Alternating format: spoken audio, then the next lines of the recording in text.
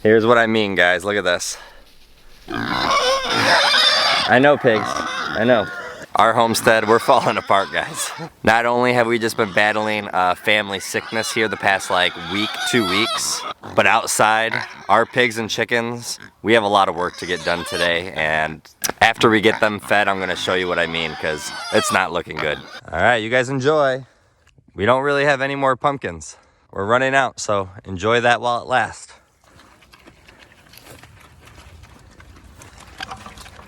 The water looks just a little frozen. We'll use this tripod. For those of you guys that know, we just had our first big snowfall. I came out here and we made this look super nice. It was wind insulated so that the chickens were not gonna get affected by the wind. I put a whole bunch of nice straw in there. And I like just did that, and it was gonna be so nice for the chickens this winter. I was super excited about it. This is what happens when you don't put 100% effort into something. And unfortunately today, I'm gonna have to tidy this back up. Not to mention there's something I have to do with the pigs today. The chicken feed is in there, but the chickens aren't gonna wanna go inside there, so I gotta go grab it out.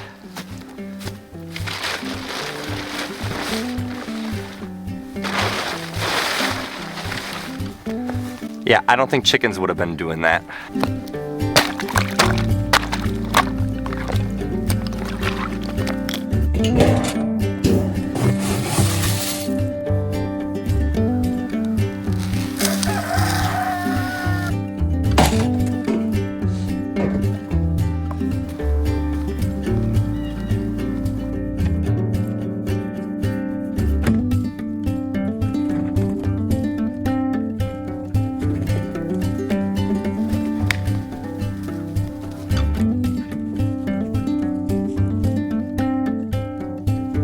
All right, guys, I know, it's cold. I promise. I'm gonna get this fixed. So priority number 1 today is to get this thing fixed. We definitely don't want it looking like this, to where the tarp is down, the chickens can't even access it. Let's fix this tarp, and then I'm gonna show a better way, so hopefully this doesn't happen once again.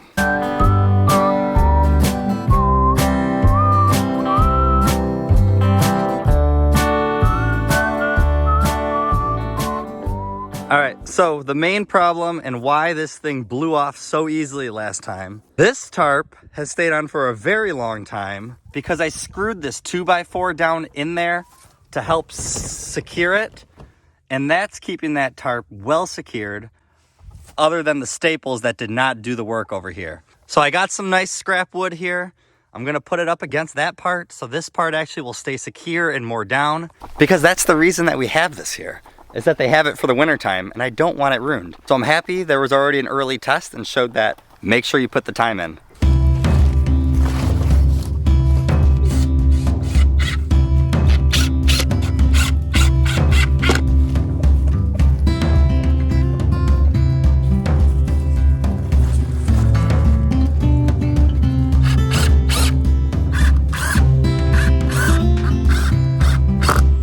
All right. So this should be more secure. I'll have to get a saw and cut these end pieces off, but right now I don't have the saw on me, so I'm not gonna worry about it. But this will keep that more taut. The wind should not be blowing that off as much. They can go inside.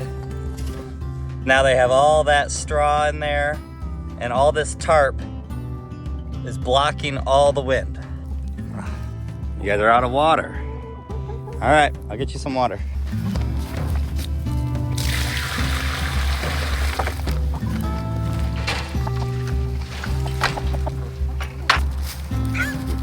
I'm sure the pigs are gonna need water as well. Theirs is probably frozen or almost gone because there wasn't much this morning. Perfect timing because there is something that we want to do with them. Hey piggies, now I gotta do your guys' activity today, okay?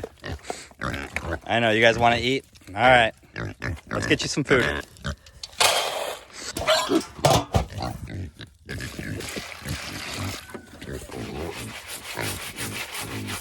All right, one thing that's been very inconvenient for us is accessing our pigs. In order to get to our pigs, we need to walk all the way to the back of our property. We go through a spot that we kind of jury-rigged on our fence so that we can kind of undo it and clip it back in, looping all the way around to finally get to where they're located. This is inconvenient for turning our electric fence off. If we forgot to do it, we got to walk all the way back. We need to find a different way to make this work with the pigs. So it's easier to take care of them, and the easier it is to take care of them, the more likely you are to keep taking great care of them. Because if they're harder to take care of, you might not want to go out there on some of the bad days. So today we're gonna make an area right here, right next to where we keep some of their food, the bowl, the electric fence, and we're gonna have a little gate here so we can finally stop doing the long way around. So how we're gonna do that, as you can see, here's our garden, and here's our garden gate. Kind of pointless right now. We just have a random gate here in the middle because we used all that fencing to help fence in our pigs back there. We try to be as resourceful as we can. And I think next time around for the garden, since we're gonna have this big in-ground gardening area that we're adding on, that I'm gonna make a brand new fencing that's gonna be super nice, probably a better gate than this. So we're gonna repurpose this gate, just like we usually do with things around here. And I think I'm gonna put the gate about right here. So what I'm thinking, it's not a super strong gate. Pigs would work their way through that. So what I'm gonna do is I'm gonna cut like the top 2/3 off of this fencing and then put that gate there. So then we'll still have the bottom third part of here of this outer fence. Plus we'll still have the electric fencing right here. So there'll still be 2 layers. It's just the gate that we could open up and then we can step over that right here. Instead of walking all the way back there and then looping around here. That's what I think. So let's try this out.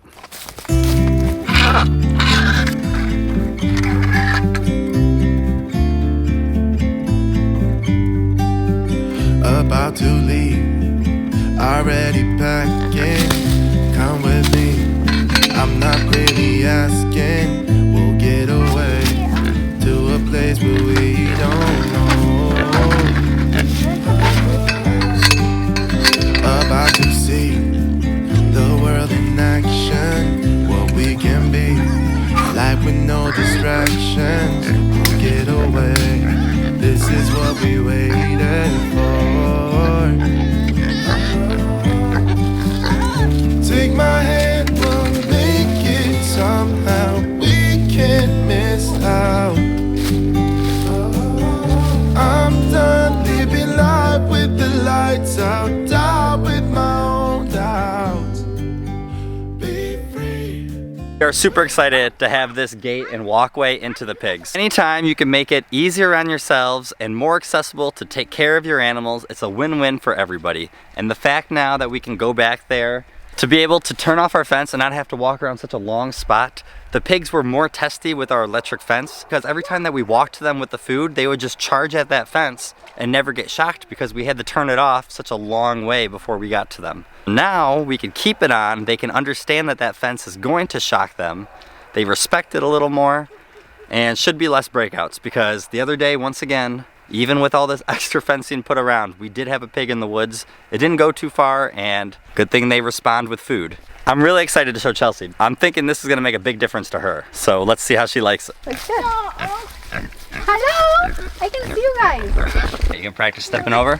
Are we gonna turn the fence off, or? Well, we can. I wanted to see if you would clear it. I have to step through both of these at the same time? Well, the other one's bendable. As long as you remember to turn the fence off. Is it off? Yes. What do you think? I don't have any food, so don't nibble me. I don't have food. I don't. They've been eating like for the past 2 hours. Alright. Ah! Don't step on Theo. Was he nibbling you? Who? Which one? I think the white one. Whenever I tell her I'm going to be cutting fencing up or cutting things, she goes, "What are you cutting? What are you doing?" She agreed that it's going to be a lot easier to take care of the pigs that way. That one was a good idea. This is the thing she doesn't approve of, but the chickens do, and that's what matters, right? It's an eyesore. A real eyesore. Why did you not go with gray? I know, I could have matched it with gray, but I went cheap and bought a blue one so that we saved money, right? Yeah. Save money. Yes, yeah, that.